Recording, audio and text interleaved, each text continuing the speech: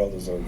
Thank you for that. And I'm excited about this recruiting class, the 2025 recruiting class, and obviously we'll have another signing day in February where we'll see how many guys will sign there.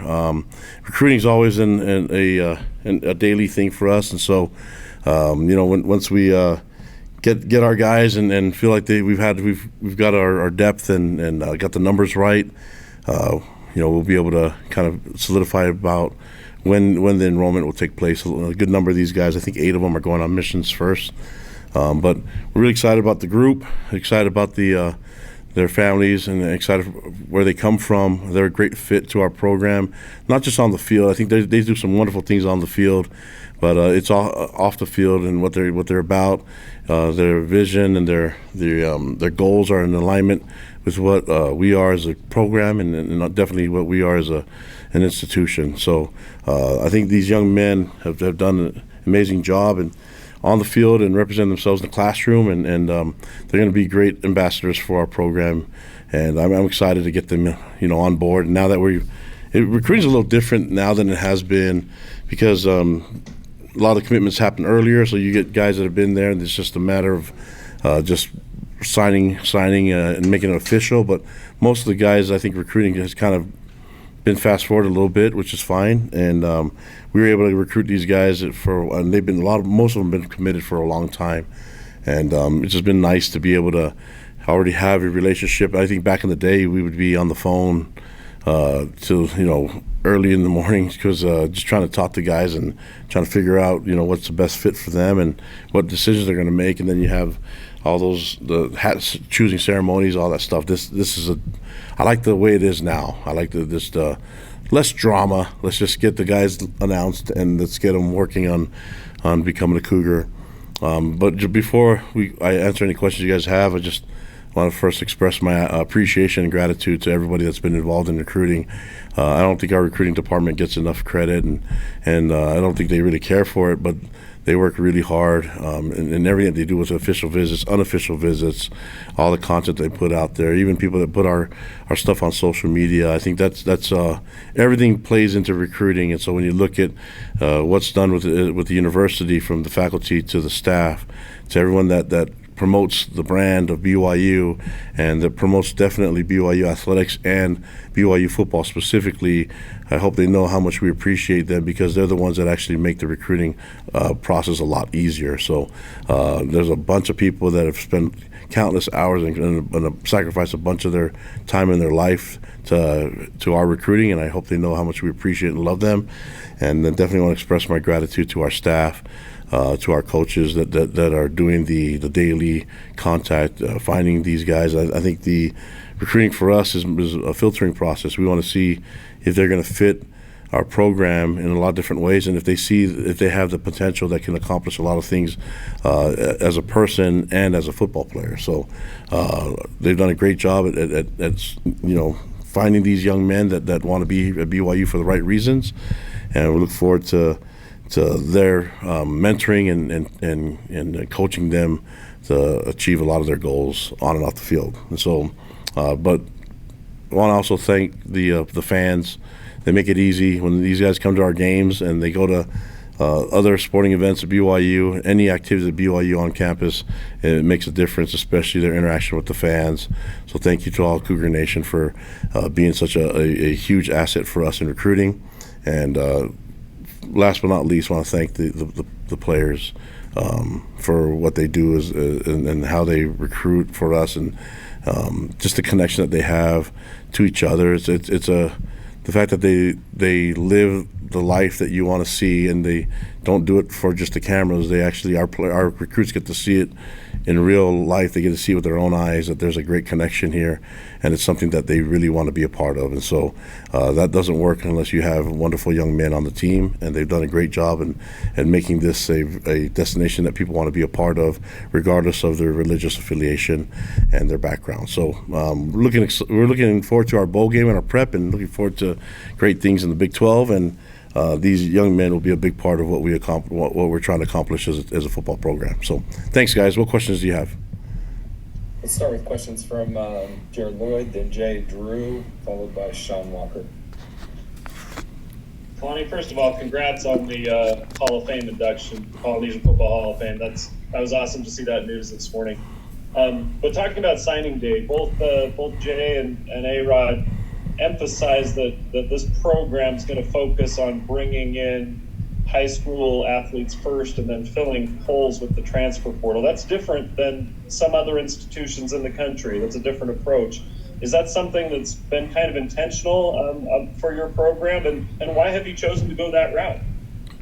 Well, I think for us, we can kind of the transfer portal is hard because it's such a fast pace of recruiting, and how do you really get to know somebody? And if you look at the majority of people that we bring in, even through the portal, there's already a connection from before. And so one thing that we have to focus on is the culture of the team, protecting the culture.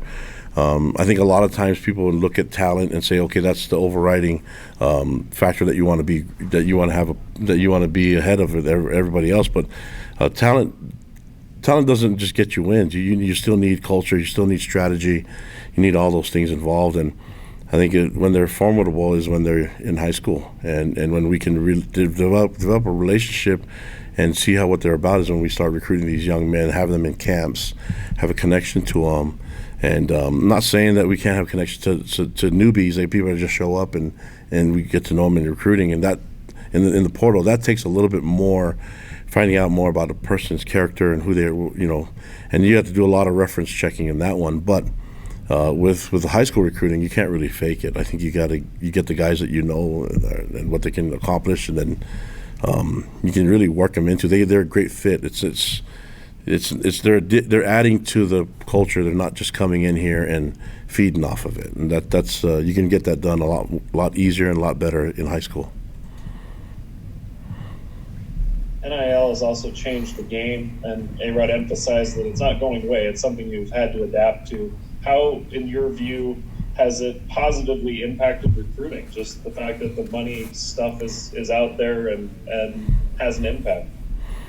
Well, NIL, it all depends how you structure NIL and how you approach it with rev share, things like that.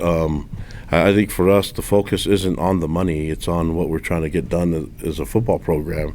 And so you have to have different ways of working with the money. But I'm not the money guy. So this is not my job. That's why we hired a general manager, so he can be the guy that you go to that can kind of organize that. And part of that is for us to show some responsibility in finances. And so educating them, but helping them with budget, understanding taxes, things like that.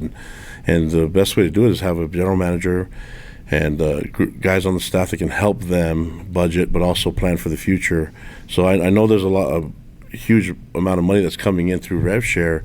We're going to encourage our young men to save that for the future, put it off to, think about your future, and don't worry about the instant gratification of cashing out. I know that a lot of people are just doing a cash out and then just saying, hey, this is the money, we'll give you all the money. That's how can we be coaches that actually want to help them in every part of their life, but then not help them in the finances? So we have to have a great structure and a plan in place, and it's taken us a long time to get to where we're at, and I think we're in a good position. But the next step is the general manager and the rev share and educating our players, and they can go get that training from him and from others that are on staff. And so I think people have said that I haven't embraced NIL enough. I'm like, are you kidding? Everybody's going to embrace NIL if they have the money to make it work. My job is I'm embracing the young men, and I want them to have the money work for them and not them work for the money. It's the culture that we're trying to protect. And those of you that know anything about it, it's like money can change relationships really quickly, and you see how it's done even in college football today. So we're not going to let that be a distraction to us, but we will definitely have a plan to help these young men, but really think about the future. Go ahead, Jay. Kalani, I know you said something like 16 of the guys committed before the season started, but I'm just wondering what effect on recruiting has your success this season had, and will it maybe be manifest more next season or next recruiting class? I think Maybe, yeah. I think next class it definitely does it. But even last year when we didn't have, I mean, it's just not it's not a conditional thing. Recruiting is not just, you strike while the iron's hot, and now you've won games, and so now you get to get the better recruiting classes. We still need the right guys, the right fit. That's our goal. Get the right fit to this school, and they want to be about what they want is aligned exactly with what the school is all about, and that's what we do in recruiting. I feel like the relationships that we have with them and the success that we have on the field that might get some attention and might get some eyes turned our way, but it's not the factor that we're relying on to be the huge carrot that's dangling in front of all these recruits. The key is I want them to see being a part of this team. I want recruits to watch our team and say I want to be on that sideline. I want to be in that jersey, and I want to play for those fans. And that's what we're trying to focus on. Okay, Sean Walker, then Mitch Harper.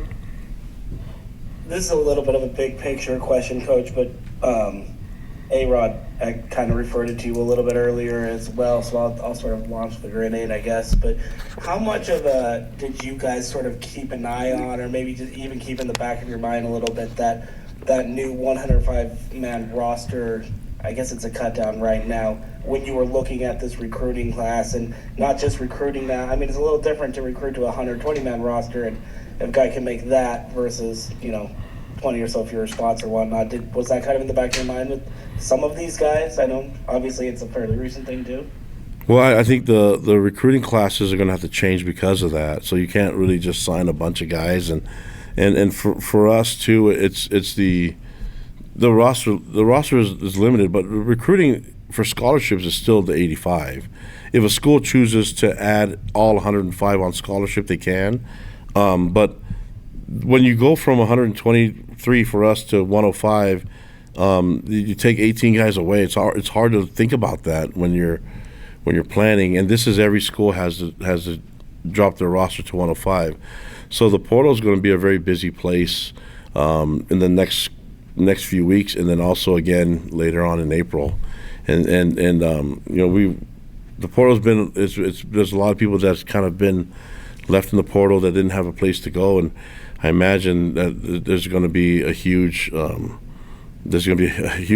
of enormous amount of young men, just the numbers that they're going to have to find a home, and that's a struggle. I think you've heard a lot of coaches talk about it, that it changes everything. But from my perspective, it changes everything, even in planning for spring ball, planning for fall camp, and planning through the season, because you can't replace.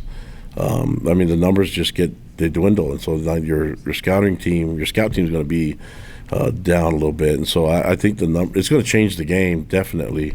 We just have to be on top of it and make a plan that's going to help us find some kind of a competitive advantage, and that's what the goal is. But right now, we don't have to have that roster down until fall of 2025. But you're going to eventually have to get there, so you're going to start making some decisions as you start getting closer to that time, and it sucks, man, because we've needed a lot of those. I think of guys that are in that you would be missed out in that spot on this team, guys like Tanner Wall and Crew Wakely, and guys like Tyler Algier and some amazing players that have been in those 106 to 123 spots. So that's going to be difficult to replace, and that's in every team has to deal with that. Go ahead, Mitch. Kalani, I wanted to ask you about the general manager role. How long has that been kind of in the works that you wanted to have that position on your staff, and what were some of the what you wanted out of the person that you ultimately ended up hiring in that spot? Yeah, I wanted it since the finances became a deal, like NIL and all that stuff, and so I'm glad that we have it in place. We just didn't know all the details of it because it was going to be fluctuating quite a bit, and now that the NCAA has kind of decided on rev share and kind of where NIL is going to be in 2025, we have to be ahead of it, and we have to be planning according to whatever's going to be out there. And Dave's done a great job he's been in touch with everything, but he's also has that experience with his background in law, that he's dealt with a lot of things and has interacted with the NCAA.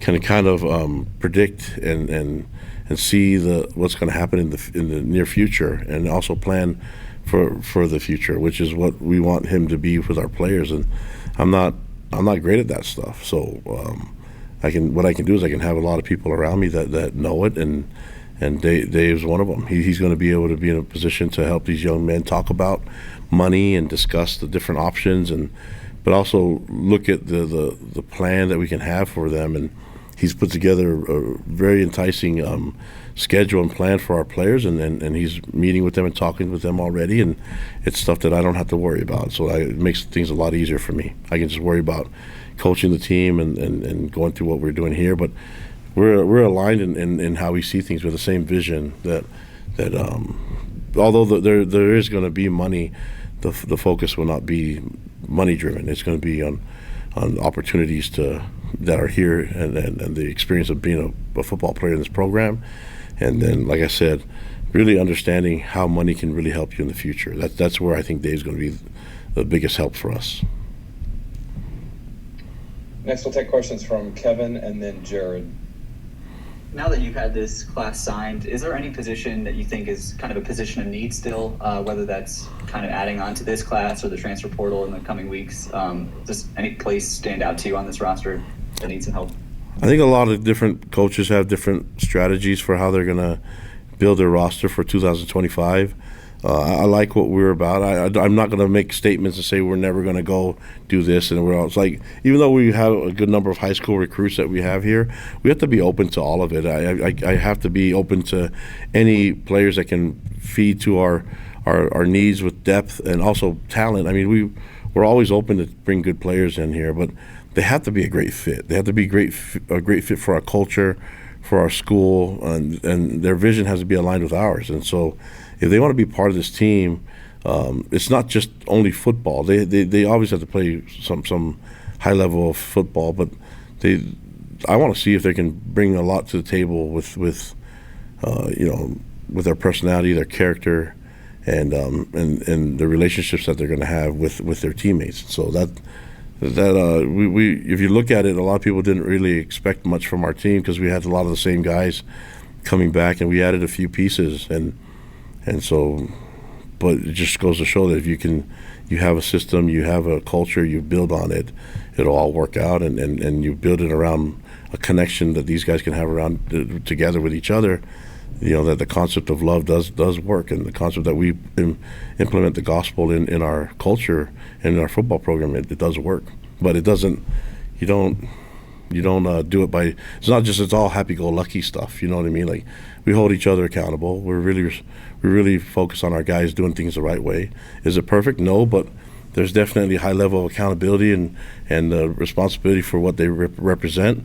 And sometimes you put these huge expectations on them, but they have to meet your standard. And that's what we're trying to get done with this program, and it's working nicely right now.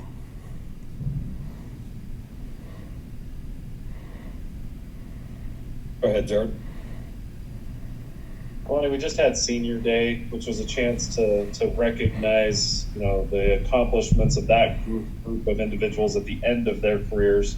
And here we are just a few days later, lauding these young men who are making that transition from one point in their careers to now being part of the BYU program. How fun is it every year when you get this opportunity with the potential of these guys and the hope of seeing them through the next 4, 5, 6, 7 years, whatever it is, as they make this transition?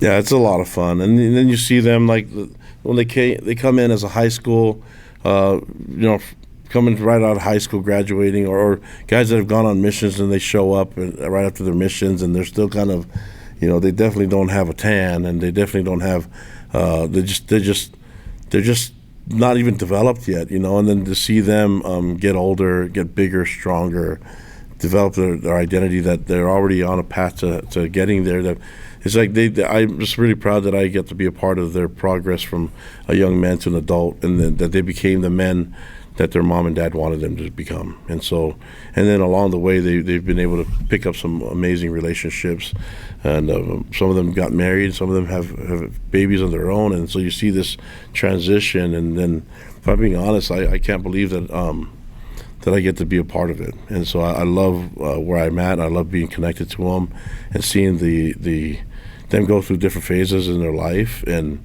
it's interesting because I just, we've had some players that had children for the first time, and Hinckley Ropati is one of them. And I just keep thinking like, man, it's come a long way, and he's had some adversity in his life with injuries and loss of loved ones, and now he's I see him as a father, and that's one of the proud things that I get to see. It's like I get to see him make touchdowns and things like that, but I get to see him holding his baby girl, and that means a lot to me. And and it's one of those things I'm like, just wait till you have this baby. You can't wait. I mean, it's going to be, there's nothing like it, and because I remember when that happened to me, and so I get to see this from the best seat in the house, and then I get to stand on the sideline and see them make plays or make mistakes, and I get to be there with them through it all. So it's a fun ride. I love it. We have time for one final question from Mitch Harper. Kalani, you noted that you're expecting 8 guys to go on missions first. Out of the 10 remaining guys, how many are going to enroll in January at mid-year and compete in spring ball? There's quite a number. Do you have that number, Brett? That's right.